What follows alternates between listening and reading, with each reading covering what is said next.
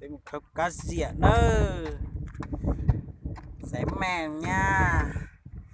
Con giấy mèn cực kỳ ngon luôn. Mấy con này vẫn còn nhỏ lắm, chưa to. Cho nó nữa. Cá diện đà nữa. Chỉ tao lo lì hen à. Trong đầy sư. Ở từ mẹ nó tôi khâu. Nên chín chai khoa có bọn trai. Chưa trả ảnh này. Bọn trai ở chín chai bây giờ.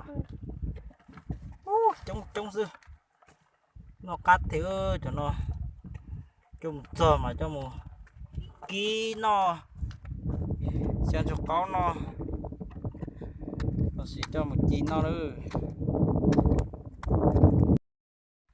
Là đưa cho bớt tự nó xin đầu giặc cảnh ơi. Tụi tụi nó đưa. Tụi nó bắt từ sự to ta nó. Tí cho mình nhọt tháp. Thôi từ cái xứ nữa. Đã ký to. Lý